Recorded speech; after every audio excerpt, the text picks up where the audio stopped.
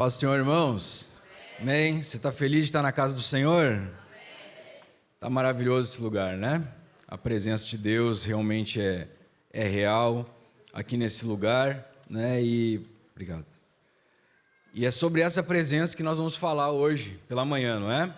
Falar sobre a presença, essa presença que é maravilhosa, que nos toca, que nos transforma, que muda o curso da nossa história, da nossa vida, né? É sobre essa presença que o grupo de louvor mais uma vez cantou aqui, né? Então, ali, esse grupo é uma benção, né? O Samuel, os irmãos, Deus abençoe vocês.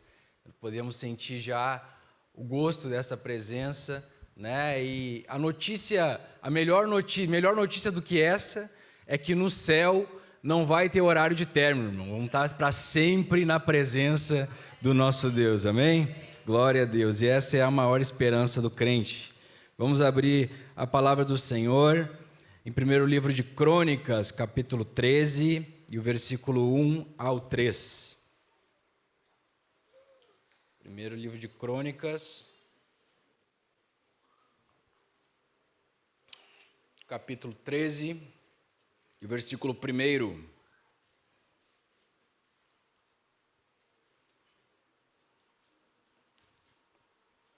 Os irmãos que acharam, digam amém.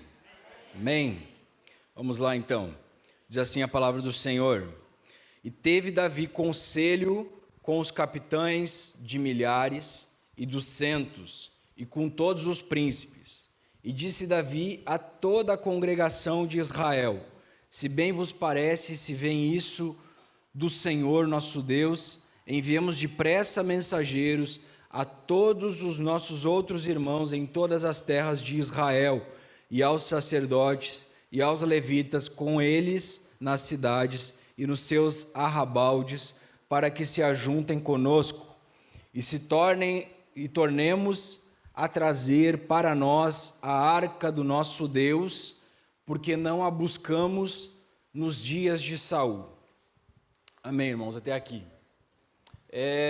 Primeiramente, nós vamos ver ao longo da história, né, um Deus, esse Deus que nós estamos na presença dele, ele é um Deus tão grande, mas ele quis se revelar à humanidade. Não fosse isso, nós não teríamos como alcançá-lo, mas se temos hoje a presença dele, é porque ele quis se revelar a nós, mesmo nós, como diz a palavra do Senhor, mesmo nós sendo pecadores, falhos, né, ele se revelou através do seu Filho, nos amou antes mesmo de nós pensarmos nele, né? Mas nós vamos ver que Deus se revela pelo menos 4 formas. A primeira forma é através da sua revelação, da sua palavra, onde nós abrimos e podemos entender como Deus pensa, quem é Deus. A segunda forma é através da natureza. Nós olhamos para a natureza e nós vemos que não pode ter sido obra do acaso, como alguns dizem aí, até inclusive, né, há muitos anos atrás a ciência refutava a existência de um ser superior que criasse todas as coisas, mas já hoje há muitos cientistas que olham para a ciência, olham para a criação e dizem: é impossível que tudo que nós vemos e tocamos tenha sido criado pelo acaso. Tem que haver uma obra, tem que haver um ser por trás disso. Nós sabemos que é Deus, e Deus se revela através da criação.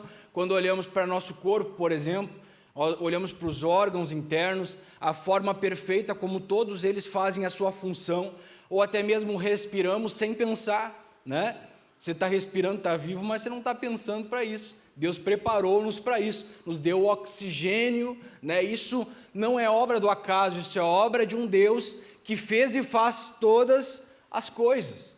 Então Deus também se revela através da natureza, da sua criação, também se revela através da história.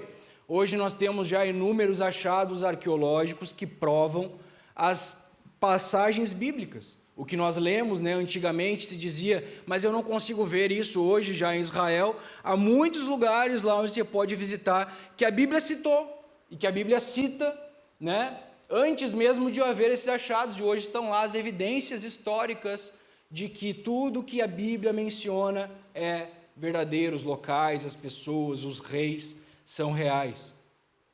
Mas também Deus se revela através não só pela sua palavra, não só pela natureza, não só pela história, mas também se revela através das nossas experiências. E aí, com relação às experiências, pode quem quiser gritar, o mundo gritar, Deus não existe, mas você que teve uma experiência verdadeira com Deus vai dizer, você pode dizer que Ele não existe, talvez eu não consiga te provar com palavras, mas o dia que eu mais precisei, o médico não me ajudou, mas Deus estendeu a mão sobre aquele leito e me curou por completo de um cancro, de uma necessidade que eu tinha, de uma necessidade financeira. São experiências que provam a existência de Deus. O mundo pode gritar ali fora, como muitos gritam e dizem, Deus não existe. Mas eu olho para o Vinícius, quando começou a sua caminhada até o dia de hoje, e eu vejo um Deus que é presente. Eu vejo um Deus que não nos abandona, senão que Ele está ao nosso lado nos momentos bons, mas não só nos bons. Naqueles momentos em que todos podem virar as costas para você, Deus permanece ao teu lado. Esses dias eu vi um testemunho do irmão que se converteu na cadeia, ou seja, ele se considerava a escória da sociedade, já estava lá preso, ia passar 20 e tantos anos preso na cadeia, mas a graça o alcançou atrás das grades. E Paulo, que viveu isso, disse, eu posso estar preso, mas a palavra de Deus, ela não está presa. Então, as experiências também são, os feitos de Deus, também são evidências da existência de Deus. Qual é o meio pelo qual eu me conecto ao Senhor, nosso Deus? A fé. Então, talvez você entrou aqui, não é? E não sentiu nada, mas irmão, eu vi gente aqui já falando uma língua diferente, eu vi gente aqui já se quebrantando, mas eu entrei aqui nessas portas e não senti absolutamente nada. O que falta talvez para mim e para você, por não ter sentido nada, é este elemento fundamental para que possamos experimentar a Deus, senão que é a fé. E a Bíblia vai dizer a respeito da fé, sem fé é impossível agradar a Deus. E aí eu te provo como você talvez entrou aqui e ainda não sentiu nada, que é quase impossível, né?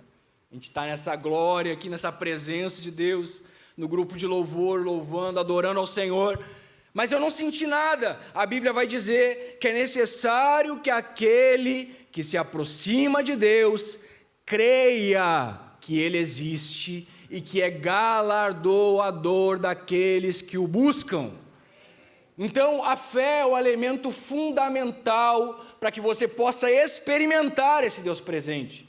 E nós vamos ver que essa palavra fé, ela vem da raiz emuná, e emuná quer dizer firmeza, certeza. Quer dizer que no momento, pode ser um momento de maior dificuldade, ela é a certeza de que Deus virá em meu encontro.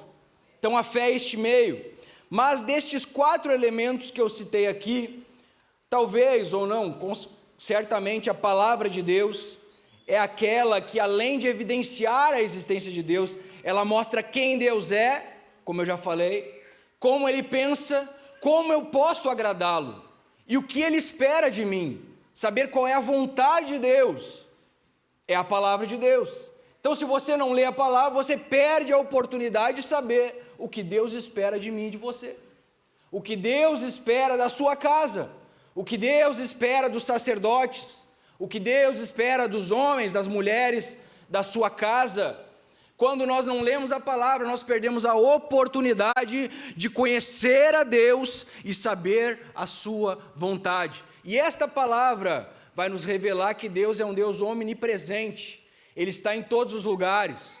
Salmo 139, o salmista vai dizer, se eu for aos céus, lá tu estás, se eu for às profundezas, lá fizer a minha cama, eu não consigo sair da tua presença, porque lá o Senhor ainda está. Então Deus está em todos os lugares, Ele é um Deus grande, mas que está presente. Salmo 125 vai dizer assim, como os montes estão ao redor de Jerusalém, assim Deus está ao redor do seu povo, desde agora e para sempre. Deus está mostrando através da palavra que Ele está próximo do seu povo. Êxodo 33:15, Moisés vai dizer: Senhor, não me deixe sair, não deixe a gente caminhar, ainda que é para a promessa, para uma terra que emana leite e mel, não deixa-nos andar se a tua presença não for conosco. Deus está ali no meio do povo, no meio do deserto, no meio da aflição, no meio do dia quente. Ele é a nuvem que cobre o seu povo do escaldante calor do deserto. À noite Ele é coluna de fogo que aquece e ilumina o caminho no meio do deserto. Mas isso é coisa de crente, né? Tem que ser muito crente. Deus é um Deus que está presente no meio do deserto. Também nós vamos ver no Novo Testamento, Mateus 18:20 vai dizer: onde estiverem 2 ou 3 em meu nome, ali eu estarei. E também vai finalizar em Mateus 28:20 dizendo: eis que estou convosco todos os dias até a consumação dos séculos. Também Jeremias vai dizer: buscar-me-eis e me achareis quando buscares de todo o vosso coração. Isaías vai dizer: buscai ao Senhor enquanto se pode achar.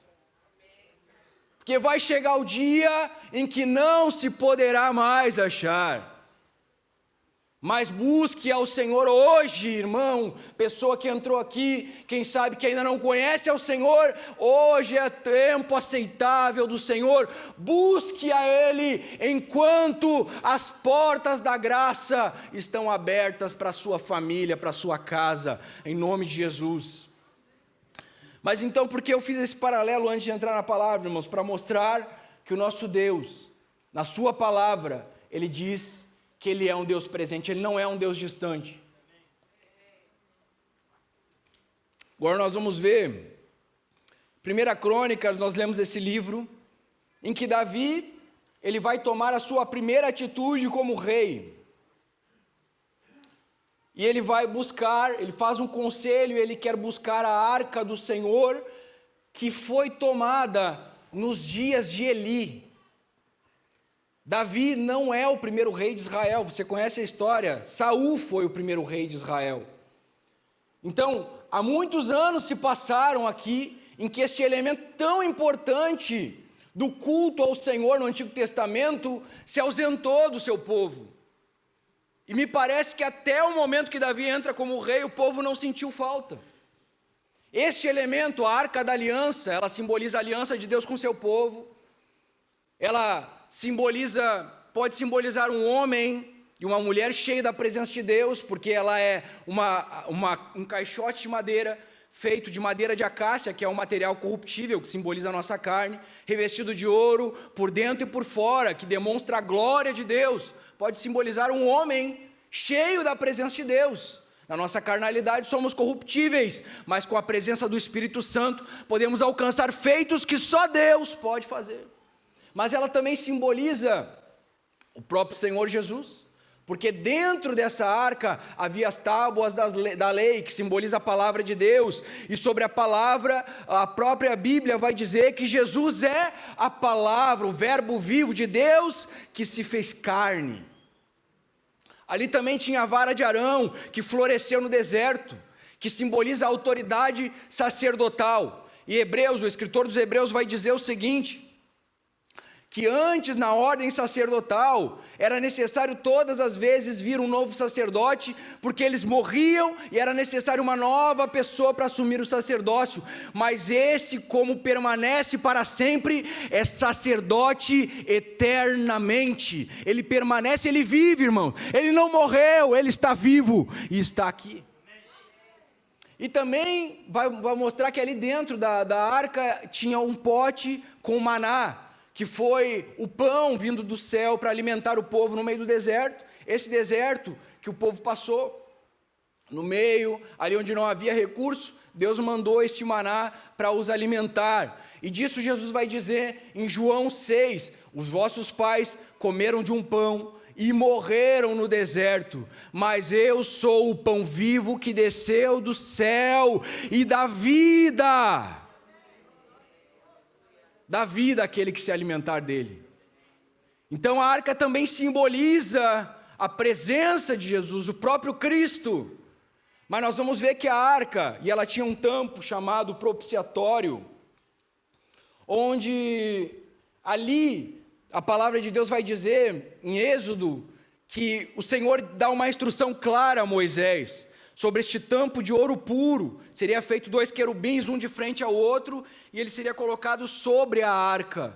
E ali, naquele lugar, entre os querubins, o Senhor Deus iria se manifestar. Ali eu virei a ti e falarei a ti, para tudo que o povo precisa saber. Neste lugar é que o sumo sacerdote entrava uma vez ao ano, aspergia o sangue do sacrifício ali no propiciatório, e ali o Senhor aceitava como oferta pelos pecados da nação. Ali Deus se manifestava. Então uma das grandes simbologias da arca da aliança é a própria presença de Deus. Agora, a presença de Deus, já mencionei para os irmãos, está distante de Israel.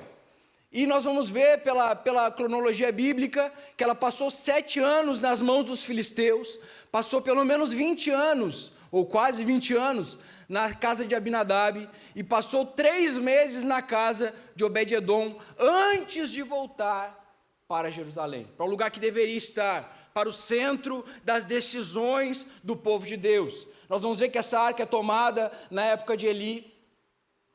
Eli era o sumo sacerdote, e a Bíblia vai ser clara e dizer que ele honrou mais os seus filhos do que a Deus.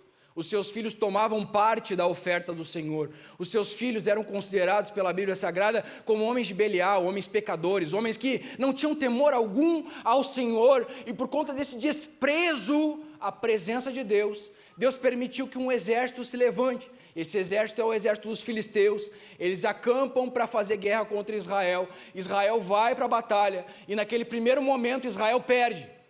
Mas aí Israel vai fazer aquilo que eles pensam ser o mais certo, o mais correto. Olha, nós perdemos, mas a nossa maior arma de guerra chama-se a presença de Deus. E eles vão lá e buscam a arca e trazem para o arraial. Para surpresa deles, quem está trazendo a arca é Ofni e Finéias, filhos de Eli. Para surpresa deles, o que acontece naquele momento é que o povo de Israel perde a batalha, Ofni e Finéias são mortos e a arca é tomada e levada para os filisteus, com os filisteus. O que eu aprendo com isso, irmãos? Porque nesta passagem vai mostrar que no momento em que a arca chega à terra, os filisteus estão olhando para o arraial de Israel, dos hebreus, e estão dizendo assim: olha, Deus desceu no arraial. Deus está lá no meio deles, porque é tão grande o grito de júbilo, a terra chega a tremer, né? Que será de nós? Precisamos ser valentes para vencer essa batalha. Nós vamos ver que a primeira coisa, a presença de Deus não tem nada a ver com barulho, nada a ver com barulho. Pode ter muito barulho e não ter nada da presença de Deus. Pode sacudir a terra, pode sacudir as paredes, mas pode ser que não seja a presença de Deus. E aí nós vamos ver então que eles levam esta arca, e eles estão tratando essa arca como se fosse um amuleto. Eu sei que aqui ninguém faz isso, né? Mas tem pessoas que tratam a presença de Deus como um amuleto. Ou seja, não obedece a palavra, não quer saber de santificação, não quer saber de orar ao Senhor, de buscar a sua palavra, não quer saber de jejuar, de se consagrar a Deus, e aí no momento da aflição, diz: meu Deus, eu não consigo mais batalhar, não consigo mais nada, vem Deus aqui, resolve o meu problema. Eu não sei se você já ouviu, mas eu já ouvi algumas vezes: olha, eu fui para a igreja, mas eu não quis mais saber de Deus, porque quando eu precisei, Ele não estendeu a mão para mim. Você já ouviu isso? Ou só eu que ouvi? Porque há pessoas que tratam Deus e a sua presença como um amuleto. Não querem se relacionar, não querem obedecer, não querem se consagrar, não querem ter uma vida de santidade. Eu não estou falando de perfeição, eu estou falando de obedecer o que diz a palavra de Deus com o melhor que nós temos, com o melhor que nós podemos. Mas aí na hora do aperto, Deus resolve meu problema aqui. Então tratam Deus como um amuleto. Mas a verdade é que a presença de Deus, ela vai agir de acordo com a forma que eu me relaciono com ela. Você pegou isso? A presença de Deus vai agir na minha vida de acordo com a forma em que eu, Vinícius, me relaciono com ela. Se eu desonro a Deus, se eu desobedeço a Deus, se eu dou mau testemunho, ela vai servir como aconteceu aqui. A presença entra e a destruição vem. Porque não havia honra a Deus ali naquele lugar. Mas se eu obedeço, se eu entendo os preceitos de Deus, se eu tento me entregar à obediência irrestrita da palavra do Senhor, então a presença de Deus traz vida, como já foi falado aqui, a presença de Deus traz cura, a presença de Deus traz o maná no meio do deserto, a presença de Deus leva recurso financeiro. Deus leva, irmão. Deus leva recurso financeiro para você, irmão.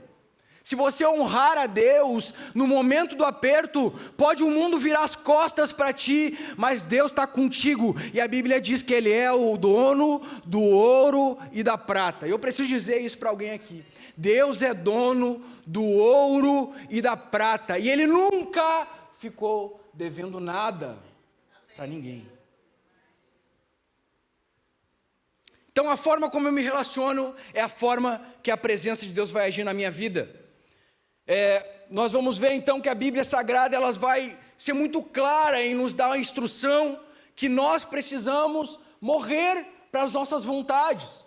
E aí nós vamos ver esse rei, Saul, é um rei emblemático de Israel, que ele assume o seu reinado e despreza a presença de Deus. Ele não busca, você não vê Saul falar sobre a arca. Por mais que fosse o elemento mais importante da fé judaica, Saul não cita a ideia de restaurar a arca ao seu devido lugar, porque Saul é aquela pessoa que assume uma posição, mas para ele tanto fez ou tanto faz ter a presença de Deus. Saul despreza essa presença, ou o que talvez Saul não queria era trazer a presença, porque, irmãos, para nós trazermos a presença de Deus para dentro da nossa realidade, nós precisamos sujeitar tudo. E o que talvez Saul não quisesse era sujeitar o seu reino às ordenanças de Deus. O que talvez Saul quisesse era tomar as rédeas da sua própria vida, decidir quando ir, aonde ir, o que fazer, quais projetos seguir, continuar nessa faculdade ou não continuar, né? Tomar uma decisão de guerra ou não tomar uma decisão de guerra. Saul, talvez o que ele não queria era entregar a chave do reino para Deus. Mas a Bíblia Sagrada vai dizer para nós: conversão é morte, conversão é novo eu. Conversão é tudo se faz novo. O velho homem morreu, as coisas antigas ficaram para trás. Morto não tem vontade, morto não tem projeto, morto, como disse Paulo, já estou crucificado com Cristo. Agora vivo não mais eu, mas Cristo vive em mim. Então o que Saul não queria era crucificar a sua carne, o seu título, o seu reinado, para deixar Cristo, ou deixar Deus, determinar as diretrizes do povo de Deus. Então Davi entra nessa história. Davi, a sua primeira decisão, você já vê porque Davi era um homem falho, a Bíblia registra, um pecado atroz que Davi comete. Mas a Bíblia continua dizendo, Deus continua testificando de Davi, que Davi era um homem segundo o seu coração. Porque Davi zelava, irmãos. Davi tinha zelo pelas coisas de Deus. Davi queimava, como diz a expressão agora, né? A expressão recente é essa. Davi queimava por Deus. O seu coração ardia por Deus. Por mais que pecou, ele se arrependeu, ele rasgou as suas vestes, ele deixou o seu trono, ele não se importou com a sua glória, ele podia no momento do pecado dizer: Deus, eu sou rei agora, então o Senhor fica aí e eu tomo a direção desse povo aqui. Não, Davi, ele não quis saber se ele era rei, o que ele era, ele queria saber que ele queria a presença de Deus de volta, e um salmo testifica disso, ele diz: Senhor, não afasta de mim a tua presença. Então Davi, a sua primeira decisão foi essa. Na verdade não foi a sua primeira ação. A primeira ação de Davi foi quando ele assume o reinado, os filisteus olham para aquilo e dizem: esse homem é perigoso, vamos atacar agora que começou, ele não tem tanta influência sobre o povo, vamos atacar agora e vamos destruir já o exército dele e tomar esse negócio aí. E aí Davi, aí é a diferença, irmão. A diferença de quem ora e quem não ora. A diferença de quem tem vida de oração. Você pode ser muito forte, você pode ter muito conhecimento, mas se você não tem vida de oração, você não tem nada. Irmão, forte isso aí. É forte mesmo. Você pode ter muito conhecimento, você pode ser diretor, dono de uma grande empresa, você pode ter toda a riqueza, talvez está lá na lista dos bilionários, né? Se tem algum irmão aí, não levanta a mão, senão alguém vai procurar. Pode estar na lista da Forbes lá, mas se você não tem vida de oração com Deus, você não tem absolutamente nada. Davi tinha um reino nas suas mãos, e quando ele se debate no primeiro momento, no primeiro instante, com uma batalha, com uma guerra, ele vai aos pés do Senhor, ele vai buscar em Deus. Deus, vou contra eles ou não vou? Aí Deus diz: vai. Aí Davi vai e vence a batalha. Davi entra na guerra, vence os filisteus. E disso fala o escritor Flávio Josefo, que é um historiador do primeiro século, da época de Jesus, na história aos Hebreus, que muitas vezes nós dizemos que esse exército era fraquinho, que era um exército, a gente acha que agora voltou, né? Os filisteus voltam para atacar Israel de novo. Atacaram uma vez, perderam, voltam de novo, vamos vencer essa batalha. Só que esse escritor vai revelar ali que existiam outros dois exércitos, da Síria e da Fenícia, se juntaram ao exército dos filisteus, na segunda batalha. Então eles vão ter uma batalha mais forte ainda. E aí Davi, se fosse o Vinícius, ia dizer assim: não, eu já sei, a primeira vez eu orei, então agora é só ir para cima que eu vou vencer. Só que Davi não era o Vinícius. Davi era um homem segundo o coração de Deus. Davi vai para o joelho, irmão. Senhor, eu sei que tu está comigo, eu sei que o Senhor me colocou aqui, eu sei que o Senhor me trouxe lá de trás das ovelhas, mas ainda assim, Deus, o exército veio de novo, e o exército parece estar mais forte, o que eu faço? Aí Deus diz: não, agora tu não vai atacar, agora tu dá a volta, e aí te esconde atrás das árvores, e quando elas sacudirem como um som de tropa, tu parte e pode ir, porque eu fui na tua frente. É a diferença de quem ora e quem não ora, irmão. Quem ora sabe quando precisa entrar na batalha e sabe quando não é eu que entro, é Deus que entra na batalha para vencer os meus inimigos. Então Davi agora, depois disso, né? Ele vai buscar a presença, vai buscar a arca, vai restituir a arca, e a Bíblia vai dizer que Davi vai lá com muita boa vontade, né? Ele entende que ele não é rei pelos seus méritos, que ele só chegou ao reinado porque ele foi chamado por Deus, porque a presença de Deus está com ele, porque Deus o ajudou. Irmão, Deus ajudou esse moço, Deus ajudou esse rei, Deus te ajudou, irmão. Ninguém se lembrava de ti, irmão. Ninguém, você estava escondido atrás das ovelhas. Vai dizer assim: não, já nasci em berço de ouro, né? Eu era uma pessoa aclamada. Não, irmão, ninguém se lembrava. Mas ele olhou para você lá atrás das ovelhas. Não tinha Facebook, não tinha Instagram, não tinha ninguém filmando na época para ver Davi lá vencendo o leão e vencendo a ursa. Não tinha ninguém para mostrar, olha aqui esse pregador aqui, ó. Olha aqui, essa pessoa aqui cheia da presença de Deus. Não tinha, irmão. Mas Deus viu. Deus te viu. Você pode glorificar Deus, Deus te viu, irmão. Ninguém te viu, não foi teu pai, não foi tua mãe, não foi teu conhecimento, não foi teu QI, não foi teus contatos. Quem te viu e te restaurou, e te colocou assentado entre príncipes e princesas, foi o próprio Deus. Talvez você não se valoriza, mas Ele valoriza a tua vida. E aí Davi então vai, cheio de boa vontade, vai à casa de Abinadab, precisamos trazer essa arca, e ele faz aquilo que os filisteus fizeram. O que os filisteus fizeram? A arca foi para lá, eles colocaram no templo de Dagon, porque eles reconheciam que Dagon tinha dado o Deus de Israel nas mãos deles, porque era isso que eles achavam. A primeira vez que eles vão lá no templo, na primeira noite, olham, a estátua de Dagon está caída, que era o principal Deus dos filisteus.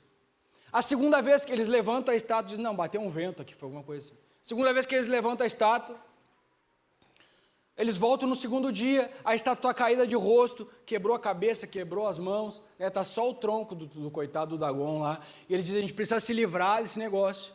Por quê, irmão? Porque quando a presença de Deus entra num ambiente de idolatria, num ambiente de prostituição, ela começa primeiro a destruir. Como assim? Sim. Você já ouviu alguém dizer assim, eu aceitei Jesus, parece que as coisas ficaram pior? Não ouviu isso. Porque me disseram que era só coisa boa, não, irmão. No mundo tereis aflições, é o que a palavra diz. Não fica com a pessoa que diz que só vai ter bênção, porque não é só bênção. Tá bem? Bênção vai ser no céu, lá sim. Lá não vai ter choro, lá não vai haver mais morte, lá não vai ter mais nada de tristeza, porque tudo isso aqui, ó, passou. Mas aqui nós temos aflições. E aí então nós vamos ver, por exemplo, na minha casa, vou dar um testemunho rápido para vocês, bem rápido, que a hora já foi.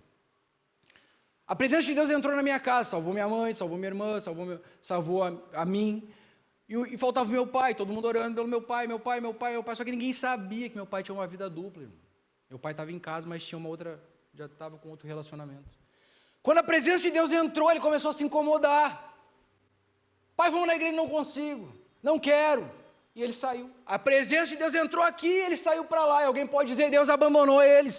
Não, Deus começou a quebrar os altares. Deus começou a colocar as coisas no seu devido lugar. Então, irmão, não te surpreende. Se você trazer a presença de Deus para a tua casa, no primeiro momento pode haver destruição. Só que essa destruição é para que Deus comece a construir um altar dentro do teu lar. Depois de alguns anos afastado da casa, nos 30 anos de casado dele, da minha mãe, é um testemunho lindo que a minha mãe tem, meu pai bateu na porta de casa e disse, eu quero voltar, lá ele aceitou Jesus. 6 meses depois de aceitar Jesus, o Senhor levou ele para a glória. Repentino, o dia dos pais. Aí, Jesus é bom.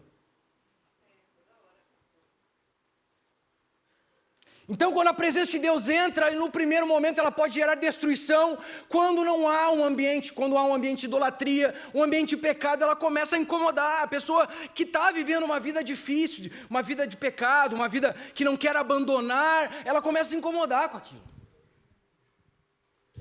Mas aí é preciso isso para começar a restaurar. Então os filisteus pegam, veem que não vai dar certo ali na casa de Dagon, eles mandam para outra cidade. Deus manda uma praga naquela cidade, manda para outra cidade. Deus manda outra praga, manda para outra cidade. Deus manda outra praga, eles dizem, não tem jeito, a gente vai ter que se livrar desse negócio. Vamos fazer um carro de bois, colocar a arca em cima, botar 2 vacas ali sem os seus bezerros, não esconde os bezerros delas, E aí vamos ver, porque se elas ficarem ali ao léu, se perderem, foi obra do acaso. A coisa aconteceu assim, obra do acaso, Não é Deus que está te apertando, não, é obra do acaso. Mas se elas forem em direção a Israel, a gente sabe que é o Deus de Israel que está causando isso. O que acontece, irmão? A vaca obedece. A presença é colocada em cima e as vacas saem berrando em direção a Israel. E os filisteus dizem, foi o Deus de Israel que causou todo esse mal. A arca então vai passar ali por Bet-Semes e depois vai parar na casa de Abinadab. Lá fica 20 anos. Agora entra Davi na história. E aí, Davi, o que tu vai fazer? Não, vamos fazer o seguinte, vamos fazer a mesma coisa que os filisteus. Mais rápido, coloca num carro, que simbolizava a velocidade, a tecnologia da época, irmão. É a tecnologia da época. Põe em cima, coloca a arca e coloca a presença em cima do carro. Vai lá, coloca os bois, porque significava força motora. É um trator, para carregar um artigo pesado. e leva. E aí começa a levar. Lá pelas tantas, está levando lá, Uzá e Aiô estão levando a arca, né, conduzindo o carro. Daqui a pouco os bois dão uma cambaleada e a arca vai cair, e Uzá leva a mão na arca, irmão, e não é que o homem morre. Mas como pode? Davi tinha boa vontade, Davi quis fazer o que era certo, Davi quis trazer... Não, é ou não é verdade? Davi tinha boa vontade, mas o reino de Deus não é feito de boa vontade, irmão. Davi, então olha, se contristece, coloca a arca de volta ali na casa de Obed-edom, vai lá, coloca na casa de Obed-edom, lá permanece 3 meses, e diz o escritor Flávio José, e a Bíblia também vai registrar, que esse homem foi abençoado muito mais, 3 meses da presença de Deus, ou porque honrava a presença de Deus. Pega isso aqui, irmão, honra a presença de Deus, não importa o que você tenha, não importa a adversidade, se a presença de Deus estiver ali, se você honrar, Deus faz. Aí ele entra, ele vai lá, deixa a arca lá e vai voltar para Israel e vai ficar lá. Meu Deus, o que está acontecendo? E aí ele soube que Obed-edom, né, foi muito abençoado, a presença de Deus. Eu preciso trazer essa arca para cá, porque é para o reino, não é só para uma casa, não é só para uma pessoa, é para todos, né? A presença de Deus que Deus te dá, que Deus te enche, Deus enche a ti, Deus enche a tua casa, não é só para ti, é para todos, irmãos. É para que todas as pessoas sejam abençoadas, é que as pessoas vejam resplandecer a glória de Deus na tua vida, é para que Deus te use para curar, para transformar, para gerar milagre, para gerar restauração, para libertar do vício. Deus usa você, porque a presença de Deus está em você. E aí então ele vai e leva. Quando ele chega em Israel, ele vai para onde? Ele vai para a palavra. Onde é que eu errei, Senhor? Ele vai para a palavra. E aí a Bíblia vai revelar que Davi olha para os escritos de Moisés e vai dizer, não, erramos feio, gente.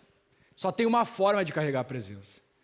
Não é usando os métodos atuais. Não é usando as tecnologias. Presença de Deus. Tá? Isso é muito bom. Eu estou falando de presença de Deus. Não é usando, recebendo lá a unção do apóstolo XPTO lá. Não. Para ter a presença de Deus é preciso obedecer os seus mandamentos. E Davi, ele olha para a palavra e ele vai ver que os levitas precisam carregar a arca. E para carregar a arca eles precisam colocar no ombro e carregar a pé. Não é tão rápido. Leva tempo. Sacrifica. Dói às vezes os pés. Mas para carregar a presença, tinha que carregar aqui, ó, no ombrinho, e levar. E diz a palavra de Deus que eles davam 6 passos e Davi sacrificava. 6 passos e eles sacrificavam. Até colocar a arca no seu lugar devido. Então você pode ter certeza de uma coisa, se você quer carregar a presença de Deus, não tem nenhuma novidade que eu possa lhe trazer aqui, irmão. Para carregar esta presença, precisa haver quebrantamento, nós precisamos voltar às velhas obras, nós precisamos a orar, nós precisamos a jejuar, nós precisamos voltar para a Bíblia Sagrada, amar este livro, comer este livro, e então a presença de Deus vai encher a mim e a tua vida. Não é através das técnicas atuais, não, a presença continua a acontecer da mesma forma. E a Bíblia vai dizer em Atos 4 que o povo estava reunido em oração. E então o Espírito Santo encheu o lugar que eles estavam. E eles anunciavam a palavra de Deus com ousadia. Se coloque de pé. O que nós precisamos não é de mais técnica. O que este mundo está precisando, irmãos, não é de pessoas com boa oratória, ainda que isso seja bom. Não é de pessoas com grande conhecimento. O tempo que nós estamos vivendo hoje é necessário. É uma pessoa, é um crente cheio dessa presença. O que a sua casa precisa, o que o seu filho precisa, não é de dinheiro. O que o seu filho precisa não é do carro do ano. O que o seu filho precisa não é de apoio financeiro. O que ele precisa é a presença de Deus na sua vida. E então o Senhor entra na tua casa e começa a colocar cada coisa no seu lugar. Mãe, pai, não te preocupe. Eu estou com essa palavra aqui entalada aqui, irmão. Não te preocupa se quando você entrar com a presença numa porta, os teus filhos começarem a te incomodar. Não te preocupe. Porque é necessário a presença tratar. É necessário a presença de Deus entrar para começar a transformar e realmente transformar ele e ela num novo homem e numa nova mulher para viver os planos de Deus. Talvez você está sonhando, irmão, eu não sei de onde é que eu estou tirando isso aí, o Espírito Santo de Deus, tá bem? Talvez você planejou para os seus filhos. Talvez você disse, vai ser médico, vai ser, não, estou tudo certo, vai ser doutor, vai ser advogado, vai ser de TI, né? Quer dizer, Samuel vai ser de TI. Mas não é os seus planos. Entrega, ó, irmãos. Pega a chave da tua casa, entrega na presença de Deus hoje. Diz, Senhor, eu não quero mais que a minha casa viva os meus planos. Eu quero viver os teus projetos, os teus planos. Faz de mim o que tu quiseres, faz como tu queres, como tu pensa, como tu projetou desde a fundação do mundo. Porque diz a palavra de Deus, antes das coisas acontecerem, todas elas já estavam escritas no teu livro.